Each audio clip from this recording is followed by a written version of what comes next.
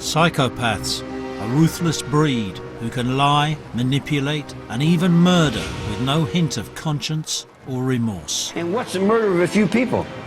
They thought of you as Jesus Christ? I am. But the truth is, there may be one in your office. There's probably one on your street.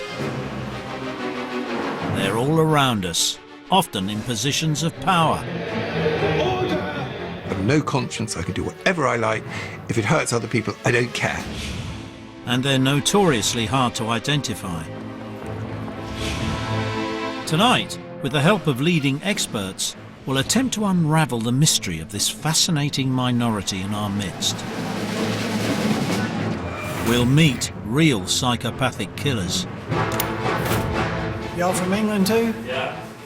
It's a good country, I like that one. We'll reveal a star of the England football team who is prepared to come out as high on the psychopathic spectrum.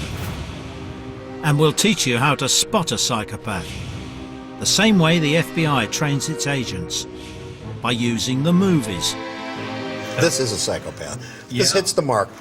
We'll be counting down the top 10 screen psychos, as selected by leading psychiatrists and an FBI profiler.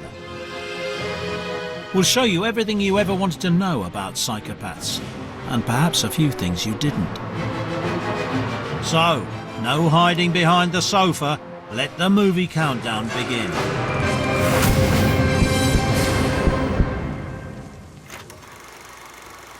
In at number 10 in our Psycho movie countdown, it's the mother of them all. More than 50 years ago, Alfred Hitchcock's Psycho slashed its way into movie history with this shocking scene. It's an editing masterclass in which twisted motel operator Norman Bates butchers his guests. Taking a shower would never be the same again. I got the whole story, but not from Norman. I got it from his mother. It's sad when a mother has to speak the words that condemn her own son, but I couldn't allow them to believe that I would commit murder. Norman Bates hears his dead mother's voice in his head, but here's the irony. For a film that spurred a whole genre of psycho movies, Hitchcock got it wrong. Norman Bates is no psychopath.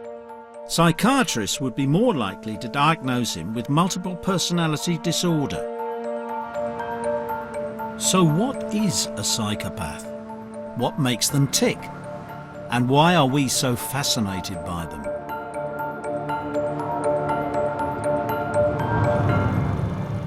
At number 9 in our countdown, a masterclass in how to handle a psychopath. Could be a real help in unsolved cases.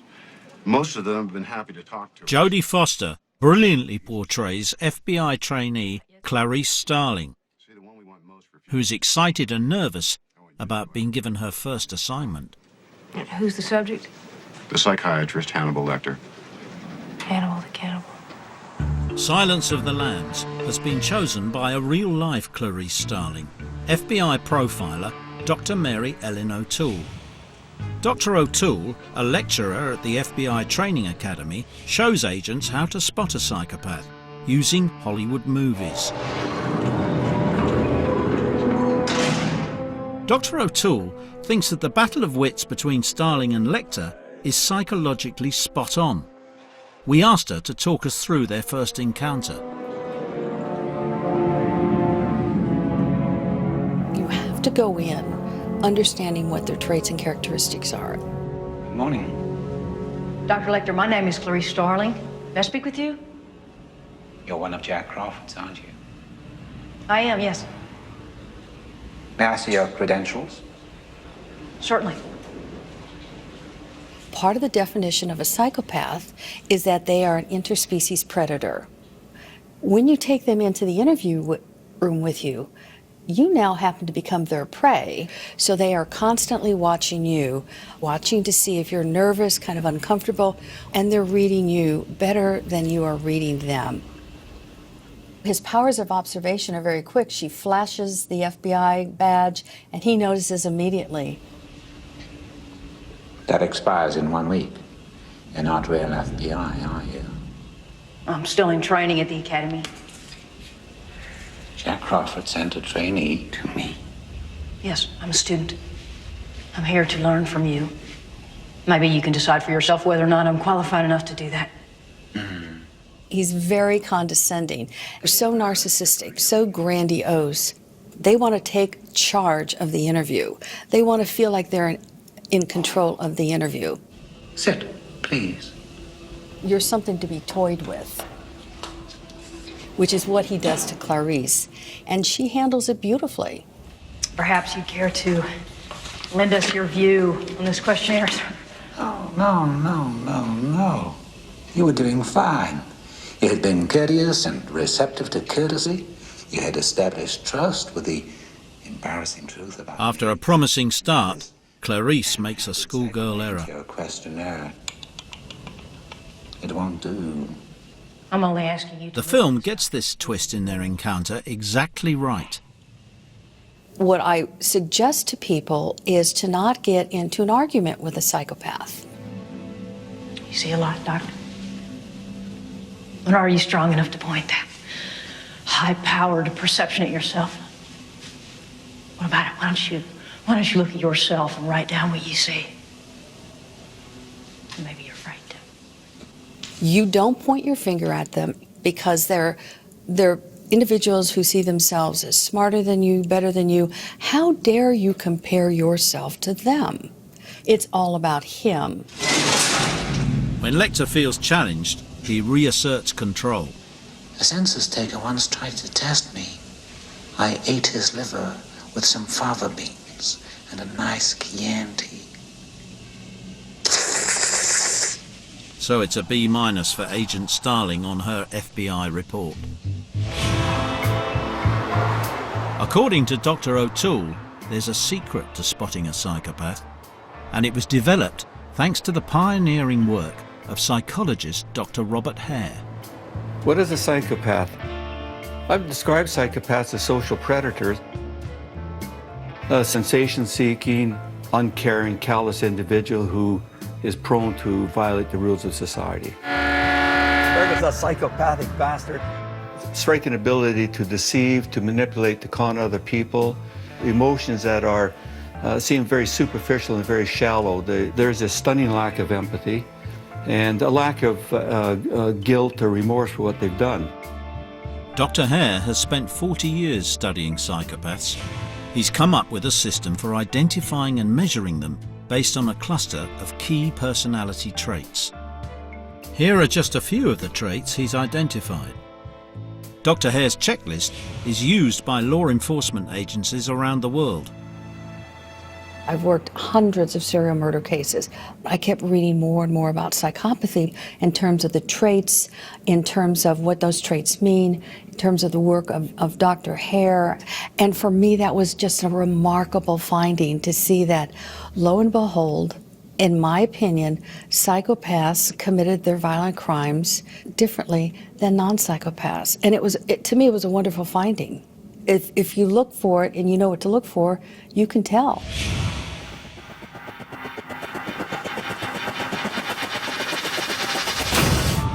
Now let's see how the psychopath checklist works in the hands of an expert. Dr. Michael Stone is a world-leading specialist on psychopathy. We've been given access to travel with him for a face-to-face meeting with a convicted serial killer. Well, today we're going to see Charles Frederick Albright, commonly known as the Eyeball Killer. Dallas, Texas. In the early 1990s, 3 prostitutes were found murdered here. But these were no run-of-the-mill killings. Even hardened police officers were shocked when pathologists discovered a pattern of bizarre mutilations on the bodies. As part of the autopsy, the medical examiner had to open one eye and then the other, and it was a young woman who did it, and when she did, she gasped, and she said, "The eyes are gone." The man police arrested was Charles Albright, a church-going family man who turned out to be hiding a long criminal record for theft, fraud and sexual assault. When we searched the house, we found frog legs, snakes, lizards, some of which had parts of them, including eyes, removed. Everyone involved, and myself included, felt like, well, there definitely has to be some human eyeballs. And so we searched extensively, but to no avail, didn't find anything.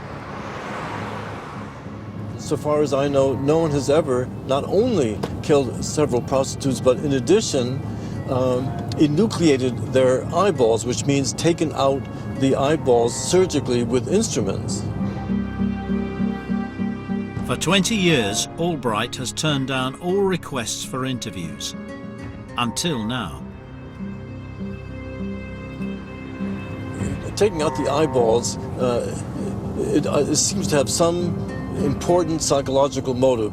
What it is in his case, I'm hoping I might be able to learn something about today.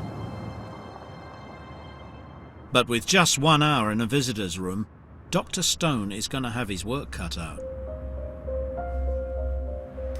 Charles Albright is held in a maximum security prison in Amarillo, Texas. He's considered too dangerous to ever be released. So what can I help you with?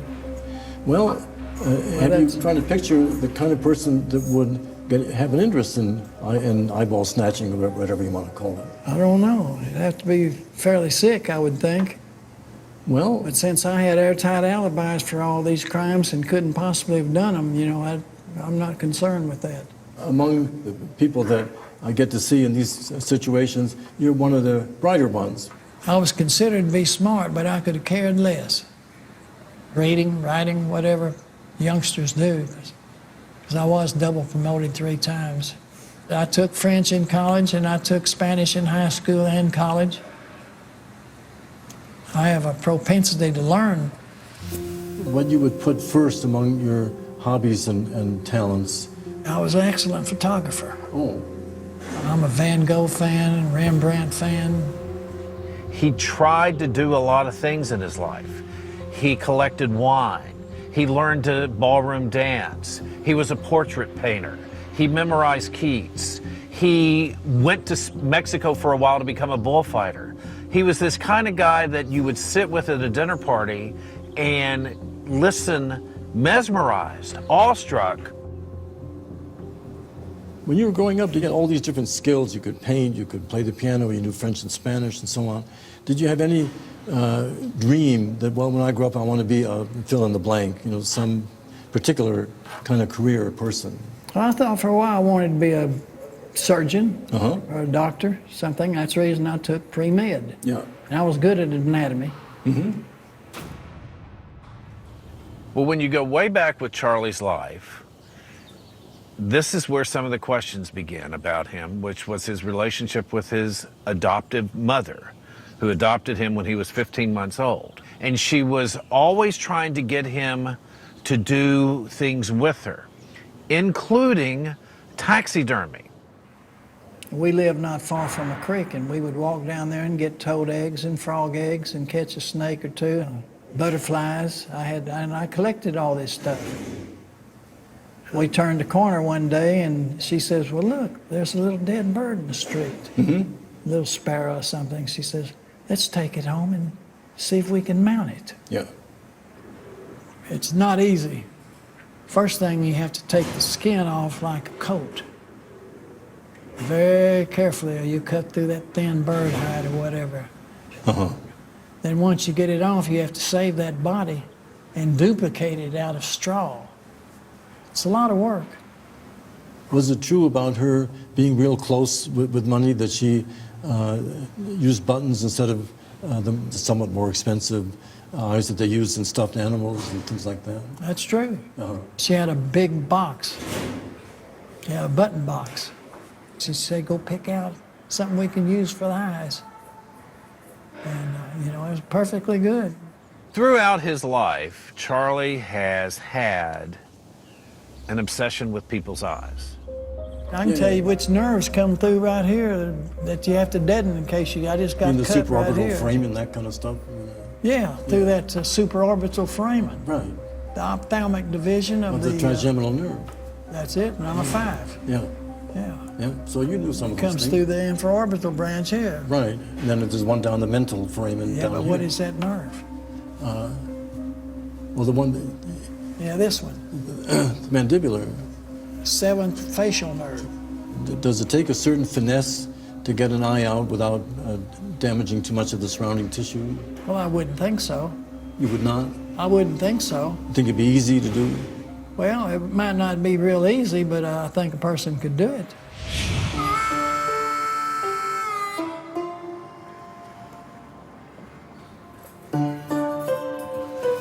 Y'all have a safe trip back. Okay. Okay, here we go. In my experience, some of them view their victims as their possessions. They own them. They own the knowledge of those murders.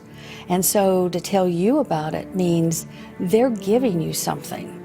They're giving you something that they own, especially if they've removed a body part or they've been particularly sexually deviant.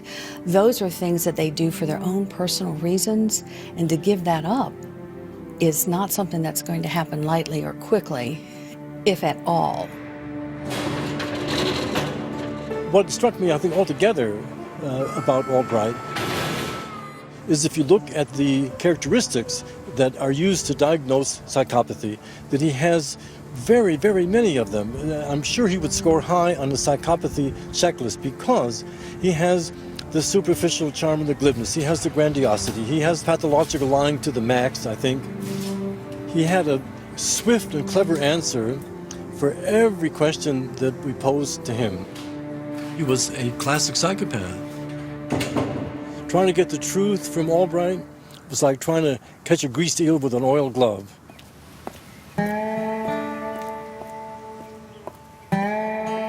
Despite his claims of innocence, Charles Albright can't help reveling in his dark notoriety. I'm Charles Albright, the supposed Texas eyeball killer. You're watching Psychopath Night on Channel 4.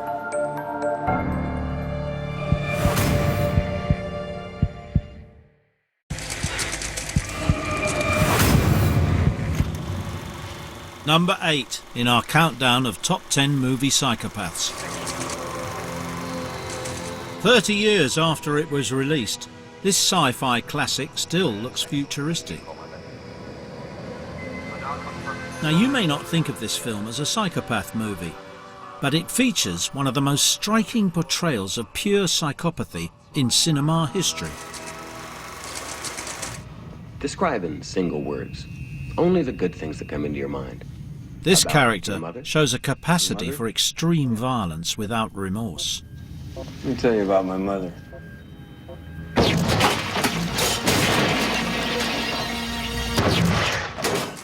But the psychopaths in Blade Runner aren't human. He can lift 400-pound atomic loads all day and night. The only way you can hurt him is to kill him. Here's the problem. It's almost impossible to spot the difference between Harrison Ford's convincingly hard-boiled detective and the expressionless replicants he is tasked with tracking down. The only way to identify them is by a fictional empathy test that neuroscientists today might recognize. Do you mind if I smoke? It won't affect the test. All right, I'm going to ask you a series of questions. Just relax and answer them as simply as you can. This film has been selected by psychopathy experts, neuroscientist James Fallon and Oxford University psychology professor Kevin Dutton. The empathy test is an interesting one, isn't it? The experts like the realism of this scene because a good way to spot a psychopath is to test their capacity for empathy. You're reading a magazine. You come across a full-page nude photo of a girl. Is this testing whether I'm a replicant or a lesbian, Mr. Deckard? Just answer the questions, please. And in terms of the whole empathy side of this with the replicants, they obviously have no empathy toward anybody else. Yeah. And so just on that basis alone, I mean, it's very psychopathic. Yeah. So No, that way, right. I think these are psychopaths. You're watching television. Suddenly you realize there's a wasp crawling on your arm. I'd kill it. There's a coldness to her response that alerts Harrison Ford and Jim Fallon that something is wrong. This is a psychopath. I think this hits the mark. Not 100%, but it's pretty good.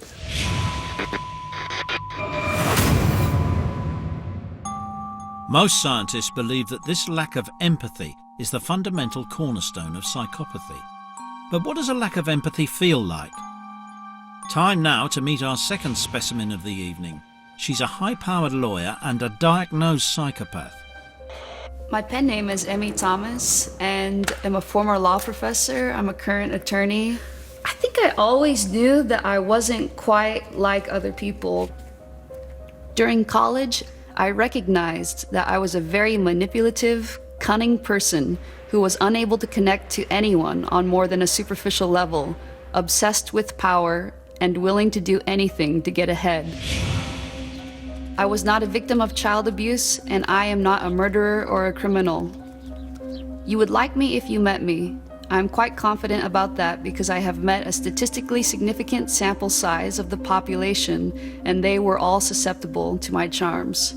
Ms. Thomas is a 30-year-old Caucasian female seeking an assessment of her personality, particularly the presence of psychopathic traits. Most notably in Ms. Thomas's clinical presentation were egocentrism, sensation-seeking, interpersonal dominance, verbal aggression, and excessive self-esteem. These results are highly consistent with a psychopathic personality structure. I have chosen to call myself a sociopath because of the negative connotations of psycho in the popular culture. The first time I went to see a therapist, I think I was 15 years old, and my mom wanted me to go see the therapist. I didn't seem to emotionally connect with people. I didn't really seem to have this sorts of emotional reactions. In fact, my father, one time we were sitting there watching television, and there was some sad boy, you know, he had cancer or something, and he was kind of speaking funny, and I was making fun of him, and my dad asked me, horrified, "Have you no empathy?" When I think of the word empathy, I think of it as this kind of bizarre trait.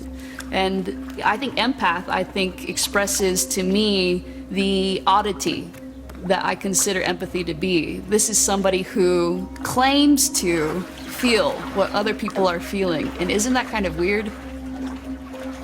Emmy Thomas feels that one movie is a particularly realistic portrayal of psychopaths.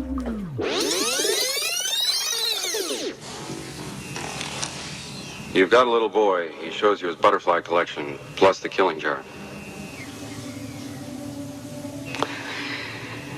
I take him to the doctor.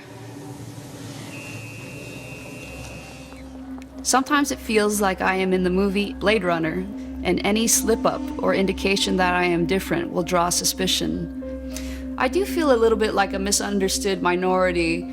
The only thing that you can sort of hope if you're a sociopath is that you are going to lie well enough and wear the mask well enough and hide in plain sight such that nobody will ever find out that you're a sociopath. I've always known that my heart is a little blacker and colder than most people's. Will I end up being shipped off to a sociopath's only gulag? Perhaps if I'm lucky. Many visitors to my blog have called for much worse, including our total extermination. I'm hoping that once you get to know one sociopath, you'll show even this cold heart some compassion when the cattle cars come to ship me off somewhere.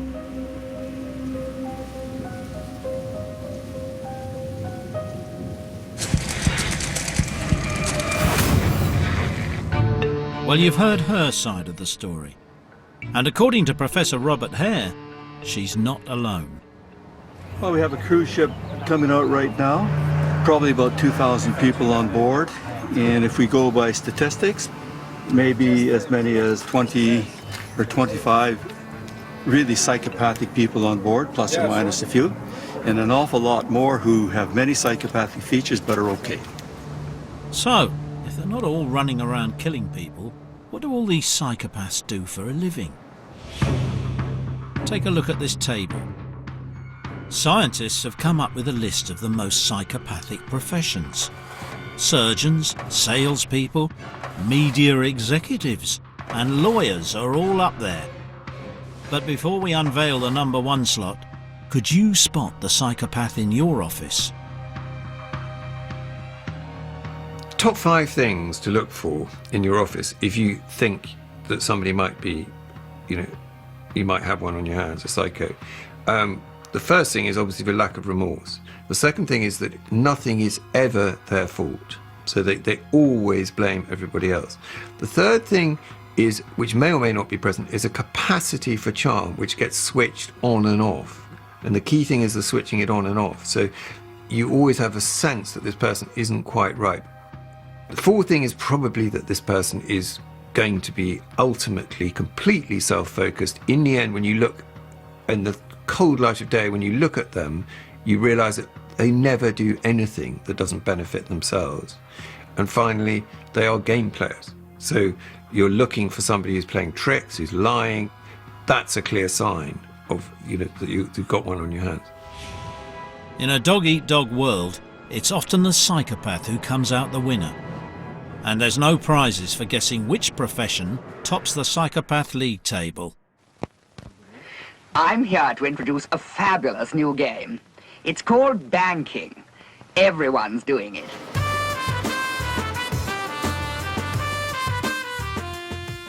Welcome to the shady world of the boardroom psychopath. There was a study recently where they found a 5 times greater rate of psychopathy than there was in the general population. And this is not surprising if we think about it in terms of, why are there pedophiles in schools? Because that's where the kids are. Why are there psychopaths in finance? Because that's where they can make money and get power. If you think of the harm that a serial killer, a sort of Hannibal Lecter, Ted Bundy, Fred West kind of killer does, is obviously ends somebody else's life. There's, in a sense, nothing worse than that. But corporate psychopaths end other people's lives through destroying their careers. What's more, they crash whole companies. What's more, when the truth is told about the credit crunch, the truth is that that was a mass outbreak of corporate psychopathy, which resulted in something that very nearly crashed the whole world economy. The fall of Lehman Brothers in 2008 triggered the worst economic crisis in living memory.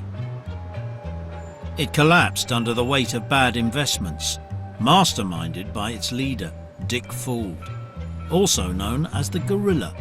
We're not saying he was a psychopath, and he's never been convicted of any crime, but Fuld was legendary for ruling through intimidation, and often acted as though he was fighting a war on Wall Street, as shown in this rousing performance. If we get this right today, hope it will squeeze some of those shorts. Squeeze them hard. Not that I want to hurt them.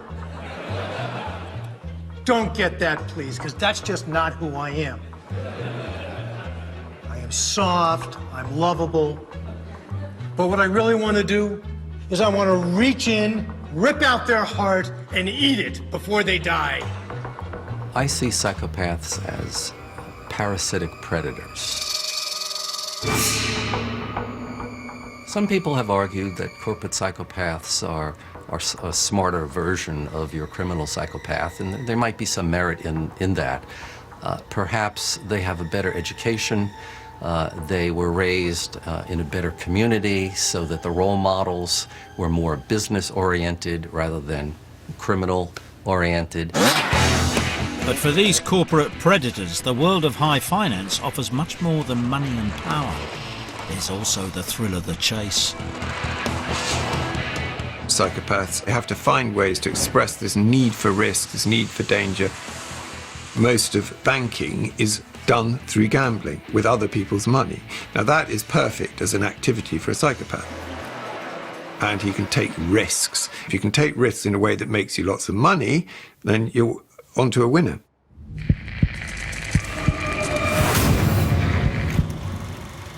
And so we've reached number 7 in our countdown.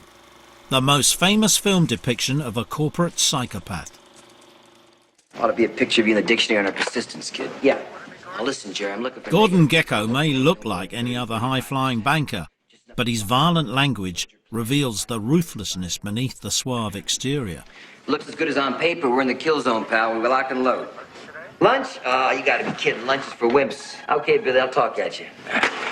In that film, he makes a speech in which he comes to the conclusion greed is good. Greed is right. Greed works. Greed clarifies, cuts through, and captures the essence of the evolutionary spirit. Greed in all of its forms. Greed. By the end of that speech, you're almost agreeing with him. You're almost saying, yes, greed is good. You're right. You know, the way to go. It's brilliantly done by Oliver Stone as a way of demonstrating the power of psychopathy. When a psychopathic leader, when he decides to really fire up his workforce, he gives you this feeling that psychopaths have and that we perhaps all secretly envy. There's this idea of total liberation, that I have no conscience, I can do whatever I like. If it hurts other people, I don't care. Whether we're talking about cold-blooded killers or callous professionals who can destroy careers, even entire economies, all the experts agree that psychopaths are very, very bad news. At least most of them do. Oxford University's Professor Kevin Dutton believes we need psychopaths. Psychopaths can be ruthless, they can be fearless, they can be focused, they can be cool under pressure, but these characteristics in themselves are not necessarily bad things. Coming up, we reveal the England footballer who's high on the psychopathic spectrum. And we'll meet the next screen psychopath in our countdown. He's a British national treasure.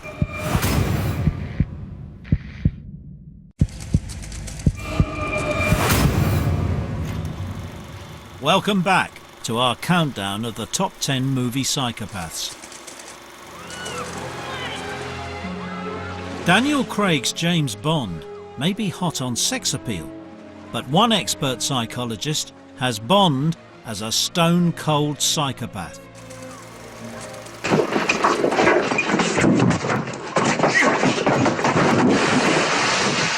Based not only on his capacity to kill,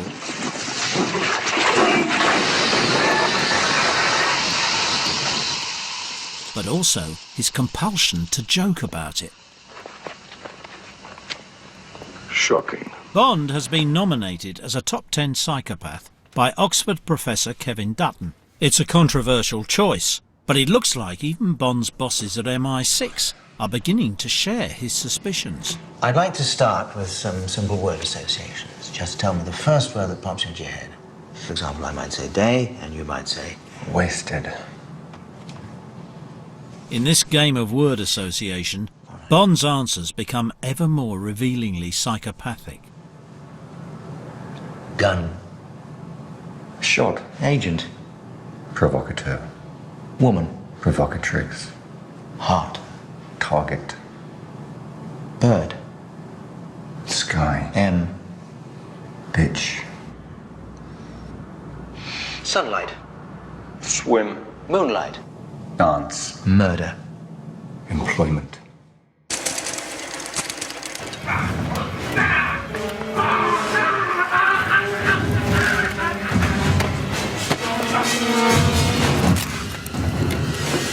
Of course, 007 has many incarnations, and in this brutal scene, Daniel Craig's Bond showcases a taste for extreme violence without the slightest hint of remorse.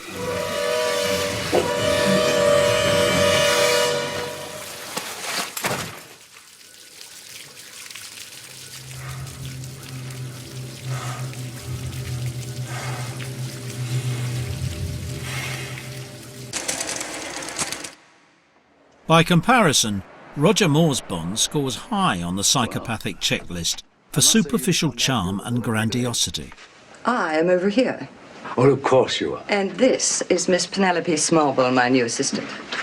Miss Smallbone? And in this clip, they are turned up to the max as he lines up the new office girl for special As treatment. I used to be? I didn't say that. Oh, you're such a flatterer, James. No, Moneypenny, you know there never has been, and there never will be anybody but you. So you've told me. Welcome to Universal Exports. Who are you? But it's Sean Connery My name is Bond. who hits the psychopathic jackpot with an unbeatable combination of charisma, Yes, as a matter of fact, there is. There is something I'd like you to get off your chest. brutality, not a hint of empathy, Where is Ernst Stavro Blofeld? and always a killer line. Speak up, darling, I can't hear you. The idea that a great British hero like Bond is a psychopath may seem shocking. But not to Professor Dutton, because he has a controversial point of view about psychopaths. He thinks we need them. Psychopaths can be ruthless, they can be fearless, they can be focused, they can be cool under pressure, but these characteristics in themselves are not necessarily bad things. 50 people have volunteered to help test Professor Dutton's theory that when you're in a crisis and your back is against the wall, it can help to have someone on your side who is high on the psychopathic scale. Okay, folks, listen up. Whenever we hear the word psychopath, instantly we think of serial killers and rapists, people who are bad. But imagine if I were to paint you a different picture. Imagine if I were to tell you that the arsonist who burns your house down might also, in a parallel universe, be the hero most likely to brave the flaming timbers of a crumbling, blazing building to seek out and drag out your loved ones. We're actually referring to a specialised group of individuals, and being a psychopath is not a matter of all or nothing. It's not a black or white affair, but rather psychopathy, a little bit like height or weight or intelligence, is on a spectrum along which each of us have our place. Now, what we're going to do here today is we're going to put you through a series of tests which should differentiate those of you who are high on the spectrum and those who are low on the spectrum, okay? So if you're happy with that and you're ready to go, if you'd like to file off upstairs, we'll get the show on the road. Professor Dutton starts with a simple questionnaire. You can take this test yourself by going to the Channel 4 website. It's an accurate indicator of courage, ruthlessness and risk-taking abilities, all traits which the more psychopathic will have in spades. I hope to think I'll be quite low on the spectrum. I like to think I'm a nice person, but then again I'm quite competitive, so I want to win. I hope pretty low. Yeah. I hope pretty high.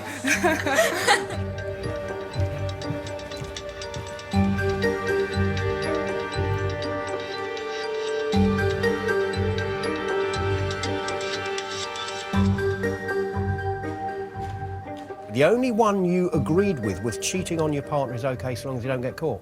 Yeah, because I did it before. It doesn't matter if I have to step on other people to get what I want. You've said agree to that as well. Yeah, well, if I want something, I'm not going to let obstacles get in my way.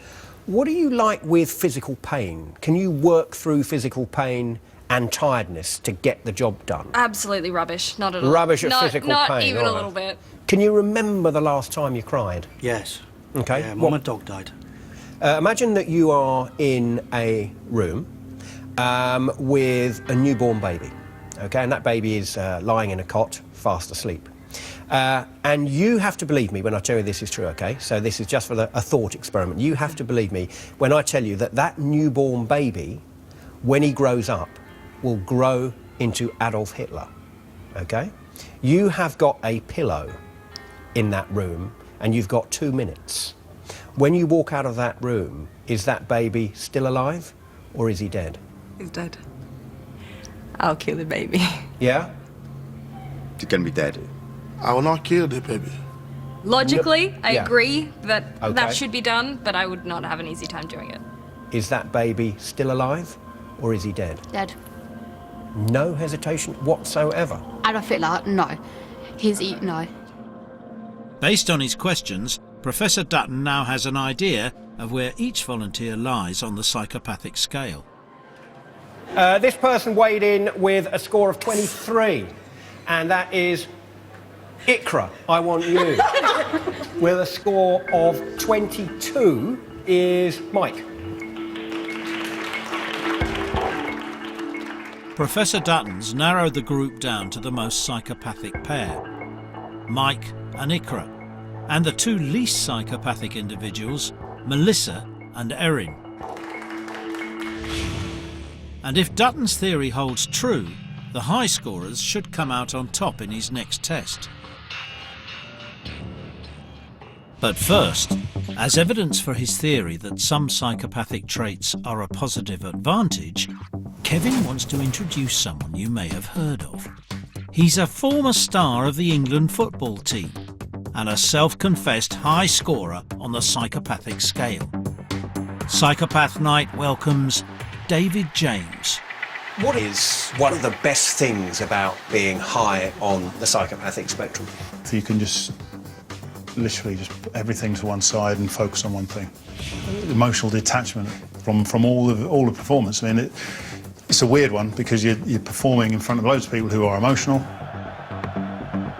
For me, and I've said this publicly, it's kind of like we do our job so you can be emotional.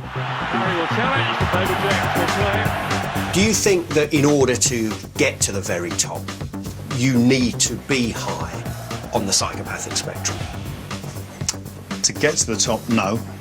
To stay at the top, I think, yeah. To stay there, then you have to be able to deal with these pressures. What would you say were the downsides? Lack of social ability. Yeah, I can't do the empathy thing. FA Cup final 2008.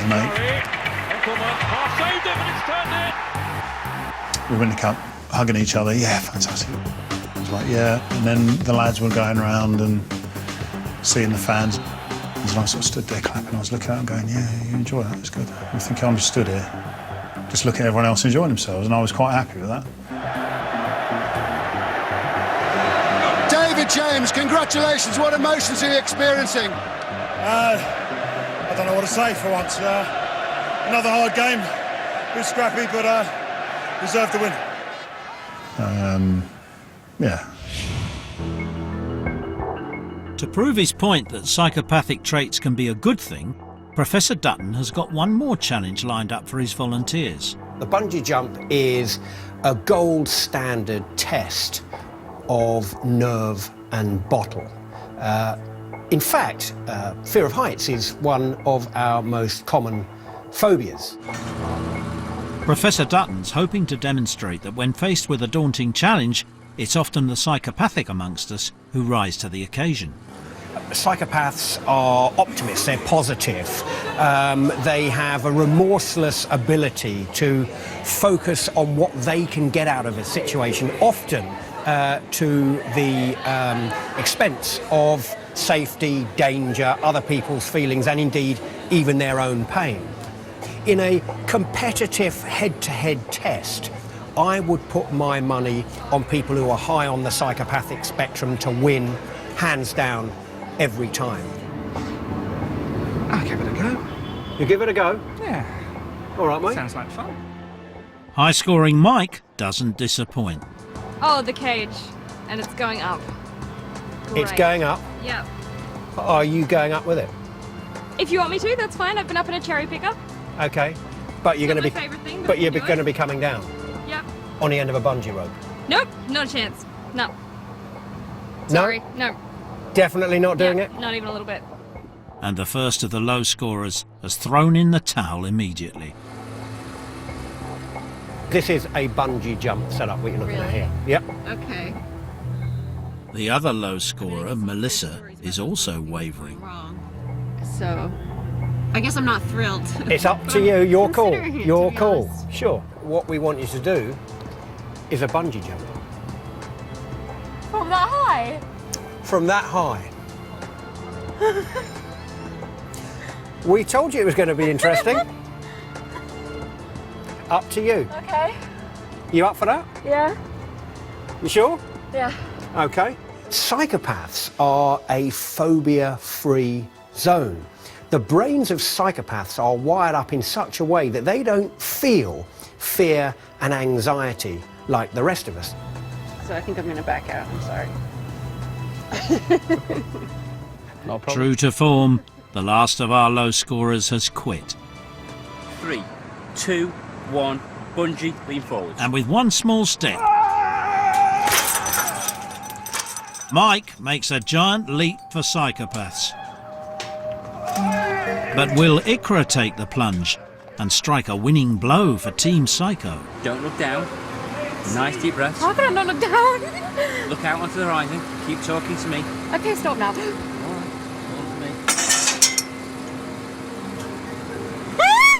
Alright, it's alright. It's okay. Till you say so, till you're ready, okay? What I want you to do, put one arm across there, hold on to your harness. Okay, other arm across there, You're hold on holding to your me, arm. Yeah, I've got you there, you feel me? Yeah. Okay, I've got you there. 2, 1, bungee, lean No, forward. no, no, no! No. Okay. No way. Okay, it's alright. No way. It's alright, got you, going now. 2, 1, bungee, lean forward.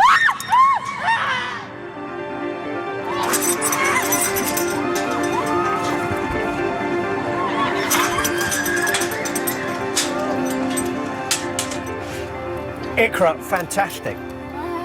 Oh, that was amazing. Did you enjoy it? Yeah. But with the blood rushing to my head, I was like, my head's going to pop. Would you do it again? Yeah. If I was in a crisis, if my back was against the wall and the chips were down, I would have Ikra and I would have Mike on my side.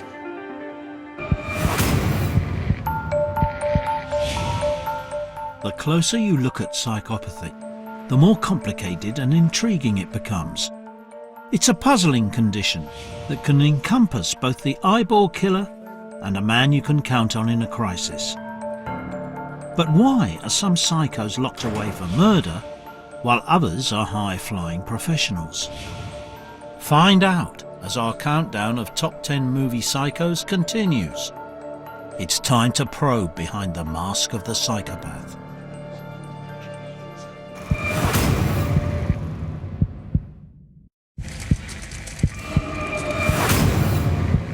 We've reached number 5 in our countdown of celluloid psychopaths, and they don't come any more deadly than this smooth talker.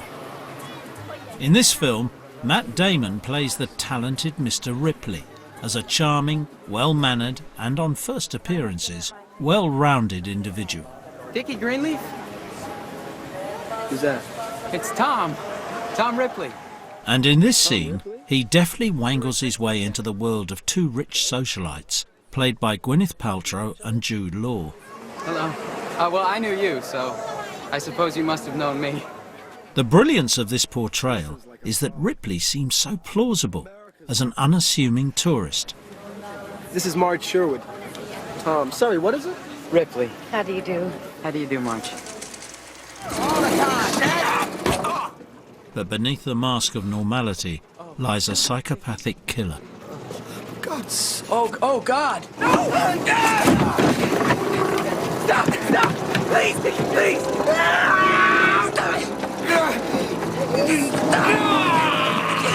Dickie, let me kill you! The eruption of violence in this scene is shocking. It's an ugly murder played out with visceral realism. But what is so unsettling about Ripley is how he effortlessly wins the trust of those around him. And worst of all, he gets away with it.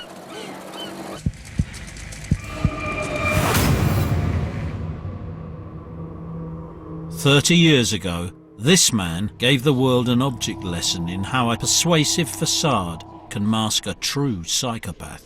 And in one of the most controversial murder trials in US history, he almost got away with it.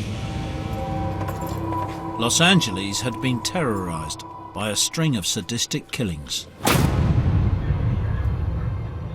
This is a location where we found Judy Miller's body. On November 1st, 1977, my partner and I got a call that we had a nude young female whose body was found up here on Alta Terrace Drive. There was no doubt that she had been murdered. There were ligature marks around her neck, and when we eventually, there were some ligature marks on her ankles also. After the bodies of 10 women and girls were found dumped on hillsides around the city, the killer became known as the Hillside Strangler. We called that the week that was, from the 20th to the 29th. I think we had 5 found within a 9-day period. After the biggest manhunt in LA's history, police arrested 27-year-old Kenneth Bianchi, a charming family man who didn't match up with most people's image of a crazed killer. Well, I came there hoping to find a better job. I've always wanted to go to California. The sun, the girls, the beaches, you know, the dreams. You don't think of the smog and the crazy city. And well, the first time I met him, he was standing there looking out the window at the traffic below, and he turned around as I walked in, and he had this great big smile. "Liz, I've heard so much about you. How are you?" He strides across the jury room, hand out, and, you know, you automatically react to that. He was good looking. He was charming. He knew how to make friends. So he was someone that you wouldn't be afraid of. I don't remember. I was just asked that not too long ago. I seriously don't remember. You can't remember what you ran the 100 in? It couldn't have been very good. But Bianchi's charm offensive didn't stop after his arrest. It just shifted gear. This remarkable footage of Bianchi in custody gives us a rare insight into the psychological game playing that is second nature to some psychopaths. Between the publicity and the damage it's done to my family and to myself, and to a point of where my lawyer and I just couldn't see eye to eye because I knew what I had done and I hadn't killed any girls. Despite overwhelming evidence linking him to the murders, the smooth-talking Bianchi protested his innocence. Close your eyes, Ken. But when psychiatrists decided to use hypnosis to unlock his memory, the case took a bizarre twist. There are 5 grades of hypnosis. He was probably 4.5, you know. So it was no problem. He'd close his eye, he'd go into a trance. You know, you didn't have to do any fancy inductions with him. Yeah. Under hypnosis, a separate, much darker personality emerged. He called himself Steve. Hi. Hi. Are you Ken? Do I look like Ken? I mean, you know, you're talking about the classic good versus evil concept. Dr. Jekyll and Mr. Hyde. Pardon me. It isn't Ken, is it? No, it's not. It's Steve. Oh, okay, Steve. This is Steve. You look at him and you are scared because you know he's got evil, and if he wants to come over and choke your neck, he'll do so. So you sit back, well, how do I talk with him, and where's the door? I don't like you. I don't like you at all. Well, why don't you like me? He came out and he was a mean son of a bitch that was going to kill anybody that got in his way, and don't you stand there and argue with him. He'll just wipe you off the face of the earth, you know, and no morals, no conscience. I think you're so fucking smart. That's about how it felt, you know. Ken Bianchi's other personality, Steve, claimed responsibility for 5 of the killings. Okay, I'll do you a favor so that you don't get lost along the way. Okay, all right. It's real easy. Yeah. What you don't understand is, this one I killed. Dr. Allison diagnosed him with the same mental illness as Norman Bates in Hitchcock's Psycho. Mr. Bianchi suffers from what is currently classified as a hysterical neurosis, dissociative type multiple personality. He is a dual personality and has been so since the age of 9. Therefore, at the present time, I would not consider Ken Bianchi competent to stand trial for the crimes charged. This Caston is the brother you killed, you say? Am I going too fast? Yeah, for you? you're going so damn fast. I'm not that smart. Dr. Allison's advice was crucial. His diagnosis of multiple personality disorder meant that Bianchi was legally insane and unfit to stand trial for murder. The police thought he was faking it to avoid the death penalty. Then, just for a moment, Bianchi's mask slipped. Does he have a last name? He did have a last name. What was it? I can't remember. Well, what's Steve? Walker. Walker. Oh. Bianchi had made a fatal error. Detectives discovered his imaginary personality, Steve Walker, was in fact a real person.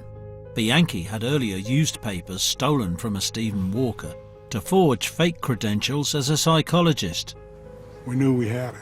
We knew we had broken how Bianchi had come up with the name Stephen Walker. Far from being insane, Bianchi was a pure psychopath and a master of manipulation.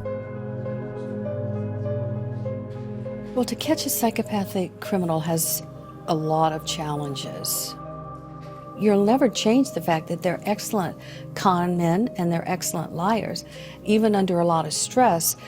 So you bring them in and they just look at you and say, well, I would never have done that. I love my wife, I love my child, and they're very believable. They're going to attempt to con you, and in some cases they're going to con you very successfully. Did we get beneath that facade? No. This was a guy that was all for himself. The lack of empathy, the lack of remorse. He's I think, a classic psychopath. Mr. Bianchi had faked memory loss, he had faked hypnosis, and he had faked multiple personalities. In this, Mr. Bianchi was unwittingly aided and abetted by most of the psychiatrists who naively swallowed Mr. Bianchi's story hook, line, and sinker.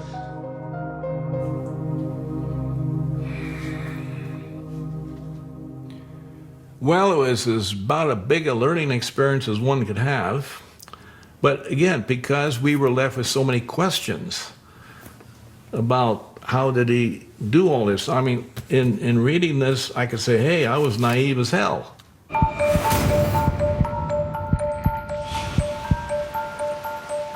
One big question remains. What do we do with psychopaths? Should we lock them up, or can they be cured? And how can you tell if a cure has worked if you can't trust a word they say? Join us after the break as we go deeper into the mind of the psychopath.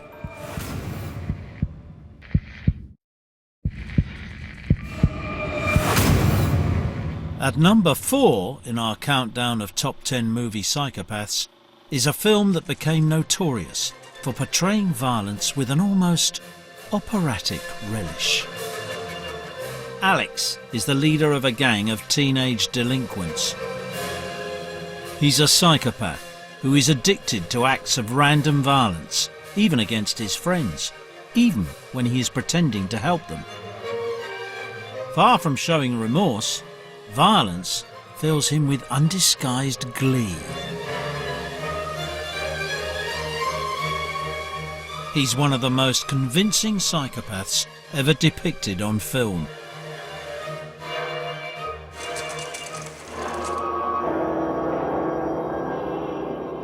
The film is less realistic in this scene. Doctors try to cure Alex with a kind of aversion therapy in a bid to rewire his brain and wean him off his psychopathic instincts for violence. He's force-fed a diet of disturbing imagery. It was done in Hollywood.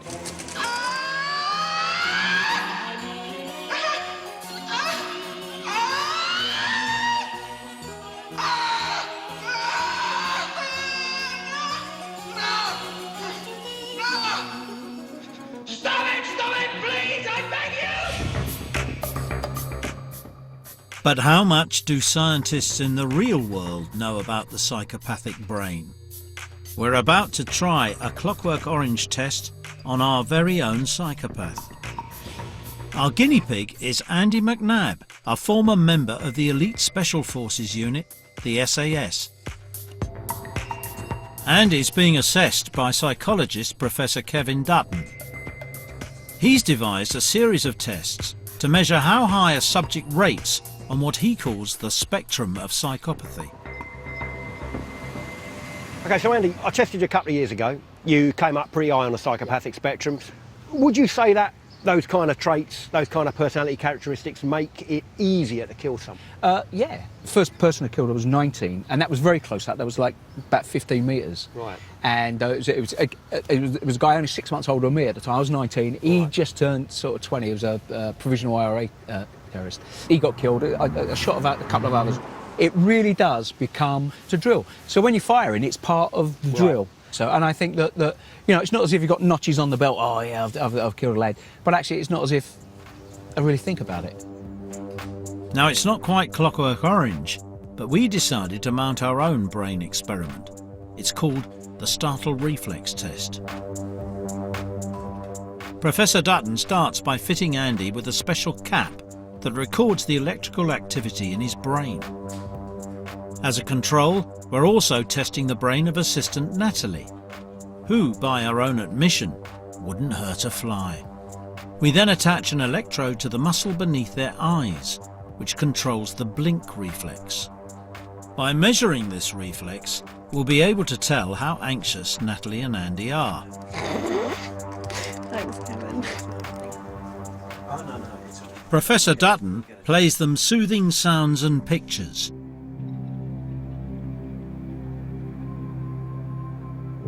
But not for long. Suddenly they're replaced by violent noises and disturbing images.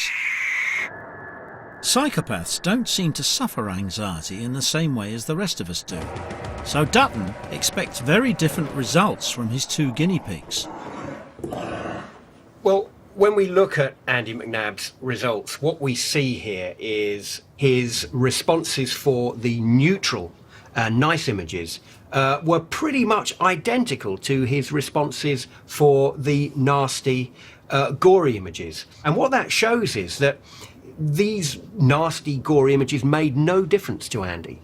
It was exactly the same as if he was looking at a nice mountain scene or a nice flower bed, or whether he was looking at a dismembered body or the charred victim of a disaster scene. Absolutely no difference at all to him. Well, the contrast with Natalie couldn't be more of a contrast. Natalie's actually shooting right up to the 140 microvolts mark, which is a huge shift. So Clockwork Orange got it wrong. Images of extreme violence don't bother psychopaths one bit. Now you might be wondering, what's the difference between non-violent psychopaths and the ones that are deadly? Professor Jim Fallon thinks he has the answers. The way I think of it, psychopathy is a three-legged stool. And so the idea is the three legs, one leg is the genetics. That is these so-called high-risk genes. There are no bad or evil genes, but there are genes that are associated with certain behaviors and traits, like aggression. And there are genes that are associated with that. It won't make you a criminal by itself. But that pattern sets up, it loads that gun, if you will, for psychopathy without pulling a trigger. The second leg of the stool would be the brain pattern. That is the brain activation pattern. Psychopaths had this sort of loss of activity in the area of the brain, the frontal lobe, right over the eyes. It's called the orbital cortex. It's right over the orbits. And also the amygdala. The amygdala, which controls rage, other emotions, feeding, aggression, predatory behavior. It's at the front part of the temporal lobe. And the areas affecting empathy were also looked wrong. Doesn't make you a criminal, but all psychopaths have it. Now the third thing that kind of wraps it, those two things are more have to do with nature. The third thing that can change everything is early abuse, abandonment by a parent, and also physical, emotional, sexual abuse early on. The worst stressors occur at birth and for the first couple of years after. And so those three effects, the brain pattern of activity, the genes, and early trauma, that's a psychopathic pattern. According to Professor Fallon, violent psychopaths are the ones with all three elements, a lethal concoction of nature and disastrous nurture. You needn't take it any further, sir. You've proved to me that all this ultra-violence and killing is wrong, wrong and terribly wrong. I've learned my lesson, sir.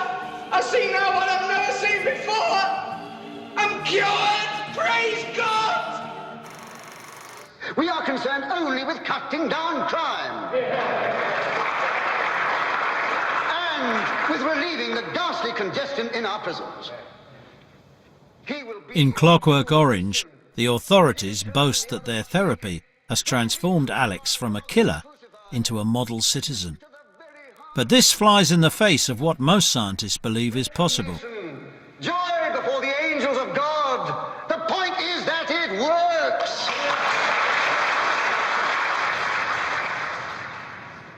But one expert claims psychopaths can be cured, and that he's done it. Dr. Bob Johnson believes that the third leg of the psychopathic stool, childhood trauma, is the key to unlocking their condition.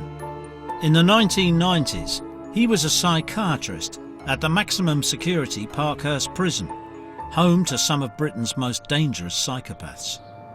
Now, I spoke to 60 murderers, including 6 serial killers.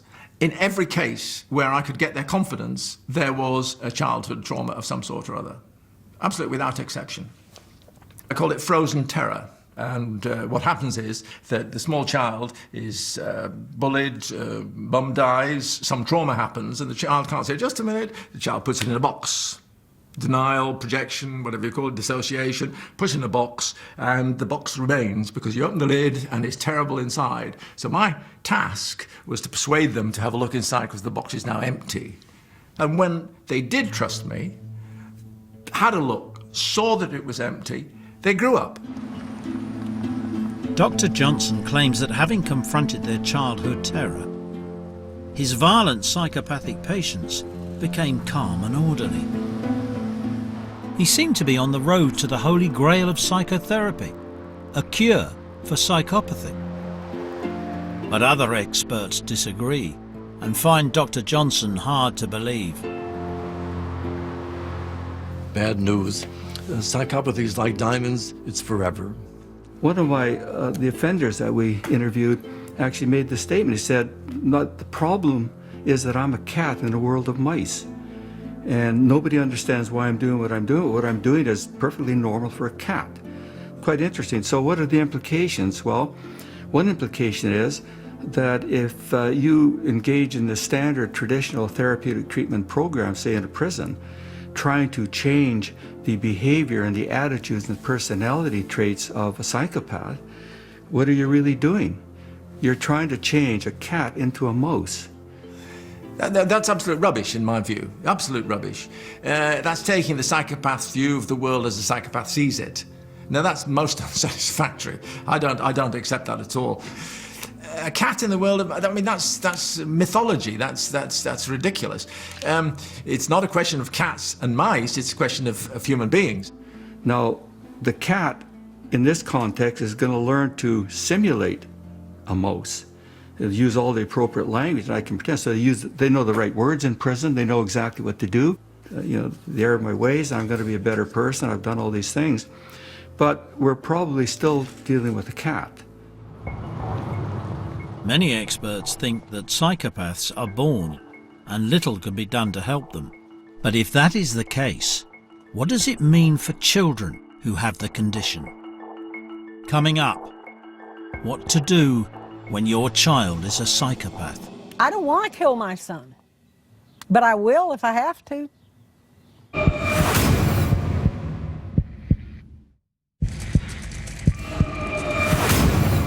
Welcome back to our countdown of the top 10 movie psychopaths. At number 3 is a movie that deals with a parent's worst nightmare. Can you say ball? Ball? Ball? No? Okay. I'm gonna throw it to you. You're gonna roll it back to me. Okay? Okay. Roll it back to Mommy. This film has been picked by our experts as the most accurate portrayal of child psychopathy. It tells the traumatic story of how a loving mother tries to cope as her son grows from being a callous child into a teenager who goes on a killing spree at his high school. We've got psychopathy definitely there. There's absolutely no rapport, no empathy with the mother at all.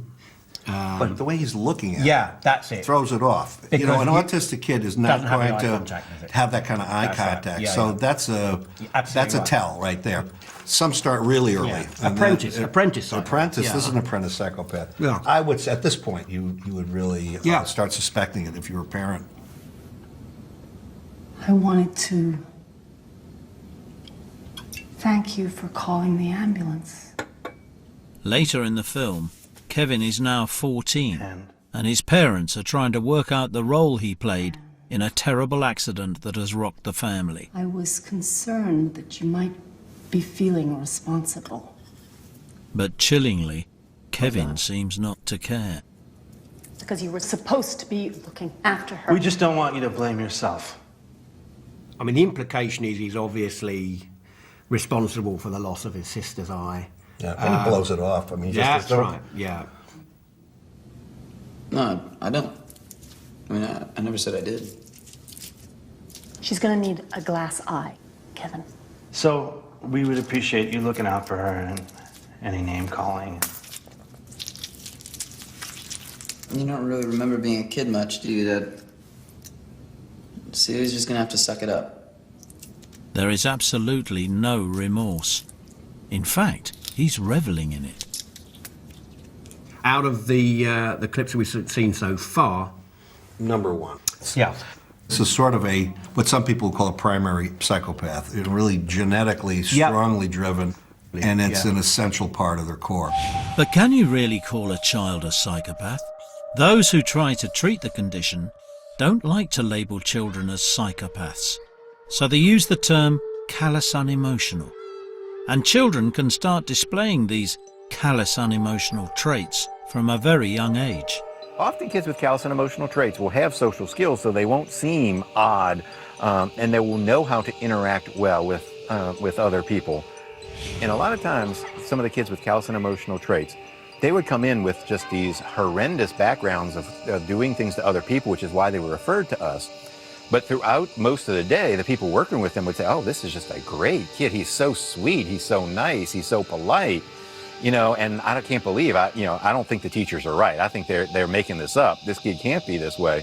And then sometimes we wouldn't see anything until the end of the day when we'd do some computer games where they could win prizes. And if they didn't win a prize, then they'd get very belligerent and threatening and try and get people to give them the top prize, even if they didn't earn it. These children are often bullies, so at a school setting they may use coercive tactics to get money out of other children. They may be violent towards other children. They don't mind about the distress that their behavior might cause for other people. They don't show a lot of emotions, except when it gets them something. You know, if they think that they can get what they want by being charming and complimenting you and saying nice things about you, they'll do that. If they think the way to get what they want is to scare you and intimidate you, they will do that. I think the parents that I have spoken with have expressed that they feel almost a little bit scared. They feel like their children don't have this normal emotional resonance with other people than they see in their other children. So the parents just don't really feel like they can reach their children, if you like. What is so memorable in We Need to Talk About Kevin is the heartbreaking performance by Tilda Swinton, who doesn't want to give up on her psychopathic child even after his murderous killing spree.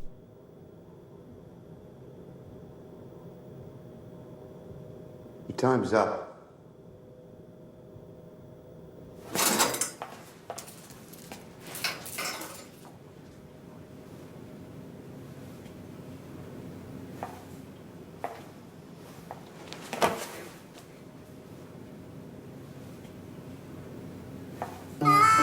But in real life, not all mothers feel this way. On her farmstead in deepest Arkansas, Joyce Alexander feels she is a woman under siege. Okay, this is an antique 38, and it's a Colt Detective Special. This gun is a Taurus 38. I carry it when I'm out on the farm. And this is by the same company that manufactured my little 38. This is called a Taurus Judge. This stays on my bed under my Bible. But Joyce isn't protecting herself from thieves or vagrants.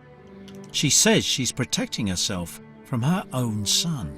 My son, I believe, wants to kill me because I turned him into the police. He was my son and I loved him. I knew what a psychopath was, but I couldn't emotionally accept it. And this is Patrick when he was, about 10, I guess. And he was a wonderful, wonderful kid. He was very charming. He knew how to ingrate himself with anybody. When he was 5, he had a romance that lasted over a year with a little girl that was 6 that lived behind us. And they walked around hand in hand in love and decided when they were going to get married and where they were going to live. And it was so cute. I mean, all the neighborhood mothers just thought it was darling. And they were just inseparable for a year. And then she threw him over for his brother Clay for about 2 weeks and then tried to go back to him. And Patrick wouldn't have anything to do with her. I mean, he was done with her. Patrick is now serving a life sentence for the murder of his friend Jessica Witt. He shot Jessica twice in the head from behind after she discovered he was stealing money from her grandfather. Patrick was 20 at the time and has been in prison ever since.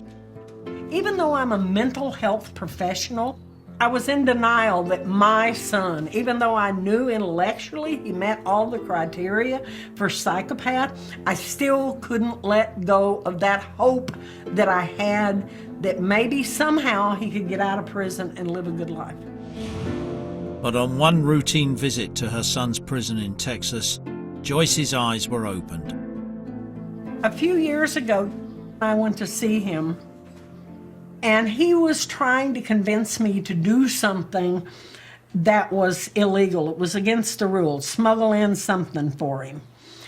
And I refused. And he had been pleading, kind of like, "Oh, Mom, what would Jesus do?" And I kept saying, "No, no, no." And finally, just instant change. It was like looking into Satan's eyes. You know that famous picture of Charlie Manson where it looks like Satan? That's what his face looked like. And he looked at me like that and he said, "You wouldn't like me very much if you knew the truth about my crime." It was worse than the cops even knew. "You wouldn't like me if you knew the truth about my crime." And it was like I'd been hit in the face with a bucket of cold water. That was when I realized that he was a monster. He was proud of what he did. That's the wonderful young man, that's the wonderful young man that I loved. But he's dead. Joyce has never spoken to her son Patrick since that meeting. She now lives in fear of his revenge. I have no doubt that if he gets out, he will, even if he's got a leg monitor on, he'll cut it off and come to Arkansas, and there will be a shootout at the OK Corral. And either he dies or I die. And I'm determined it's not going to be me. I don't want to kill my son, but I will if I have to.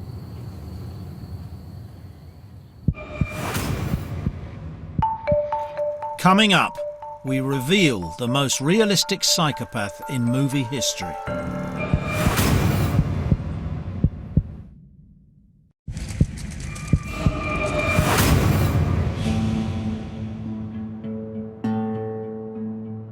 Tonight, we've gazed upon the different faces of the psychopath, from cold-blooded killers to high-achieving professionals.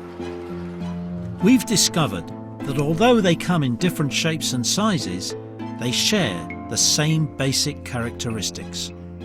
They're ruthless manipulators who will often do whatever it takes to get what they want. We've also seen how FBI profiler Mary Ellen O'Toole uses Hollywood films to teach agents how to spot a psychopath. And she's been talking us through some of her prime examples. It's nearly time to reveal the winner. But first things first. In the runners-up spot, it's a high-achieving professional who's also handy with a knife. Haiti, she's out of the woods. Dr. O'Toole selected this film for its pitch-perfect portrayal of psychopathic grandiosity. You got it. Nice going, people. By the way, everybody, it's great to be at St. Agnes. Is that why you didn't give Dr. Alec Baldwin plays a high-powered surgeon whose showboating charm masks extreme egotism. Riley, do you have a God complex? This is not acceptable. No, let him address me. Jed? No, it's about time I got to give some answers here.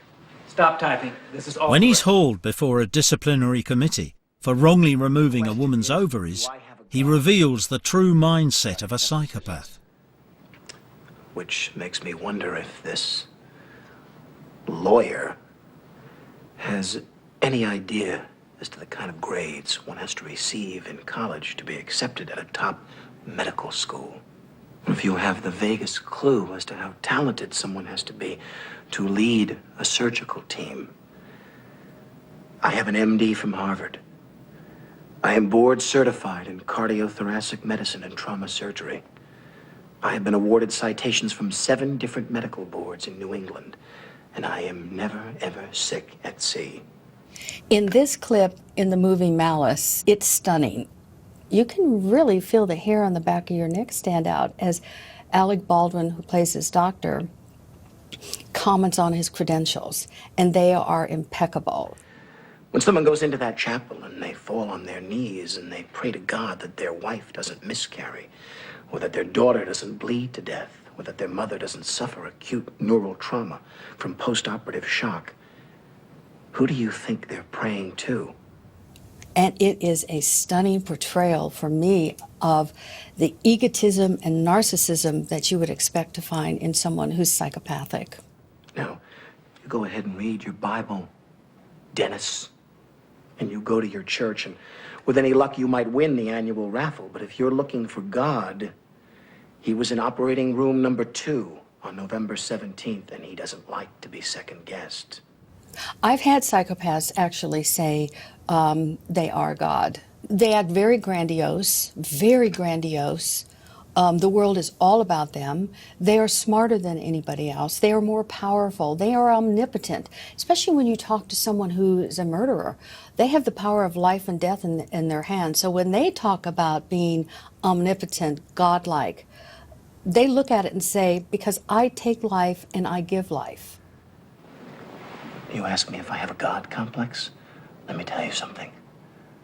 I am God.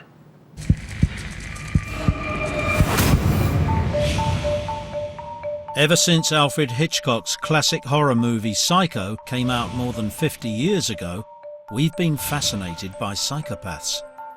Tonight, we've been counting down the top 10 movie psychopaths as chosen by our experts. We've discovered that they come in many different shapes and sizes, but each of them has captured some of the key traits of psychopathy: callousness, lack of empathy, superficial charm, coolness under pressure, and fearlessness.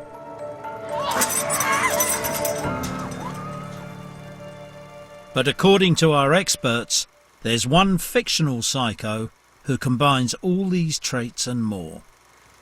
The moment has come to reveal our #1 top movie psychopath.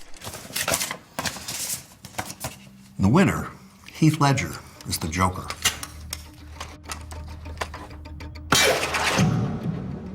Ledger's virtuoso portrayal of Batman's arch-enemy in The Dark Knight not only won applause from viewers and movie critics, it also drew the praise of our experts for capturing the complete psychopathic personality in one glorious package. This dramatic bank heist certainly impressed our FBI profiler. The psychopathic features of the Joker, played by Heath Ledger, to me are amazing. The bank robbery, though, is what we would call a takeover bank robbery, which is, it's very loud, it's noisy, he's yelling, everybody down, everybody down. Down! Let's go, pal! I'm making a withdrawal here. You don't have to do that to rob a bank. To rob a bank, you can go in and quietly you hand the teller a note. The teller gives you the money and you leave. A psychopath is not going to rob a bank quietly because they're sensation seekers, they're thrill seekers. They want the takeover. And then as you're watching that bank robbery scene, you're seeing the school bus and the other bank robbers are putting the money in the back of the bus, and he turns around almost without any blinking. What happened to the rest of the guys? And just shoots them. Again, very typical of a psychopath. Don't think for 1 second I bonded with you. If you thought you were my friend, you are sorely mistaken. He played that out brilliantly. Criminals in this town used to believe in things. Then he walks over to the bank manager, and consistent with a good psychopath, their fear level is very, very low. They're fearless. Engages him in a casual conversation. What do you believe in, huh? What do you believe in? I believe whatever doesn't kill you simply makes you stranger. So you see the fearlessness, you see the callousness, you see the lack of empathy, you see the sensation seeking, all in the very first scene. But he brings out those traits in a way that you can't miss them. After that supremely psychopathic scene, Ledger goes from strength to strength, ticking off the psychopathic traits with unerring accuracy.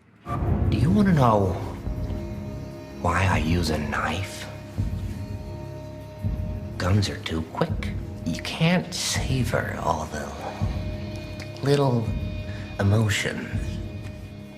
Well, there goes the callousness and the lack of empathy. That's a real sadist talking there. Good evening. And how about that for grandiosity and a need to be centre stage? We are tonight's entertainment. Hannibal Lecter, eat your heart out. I only have one question. Where is Harvey Dent? If you know psychopathy, you don't miss the traits in this movie whatsoever. I don't want to kill you. What would I do without you? Finally, in this scene, the Joker cuts to the very heart of what it means to be a psychopath. Complete me. You're garbage. You kills for money. Don't talk like one of them. You're not.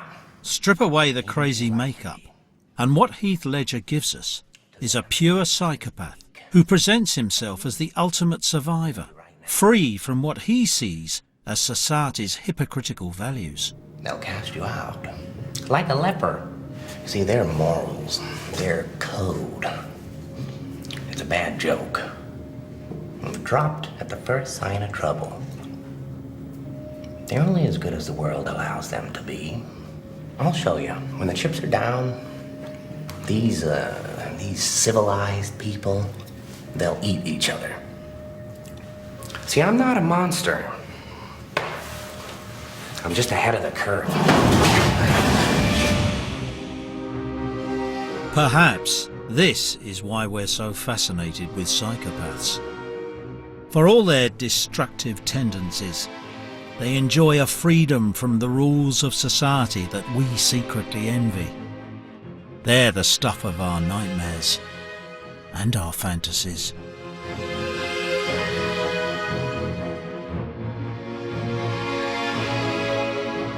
Retired from work but not from life, can some over-the-hillers make off with a masterpiece? Derren Brown, The Great Art Robbery, available now on 4OD.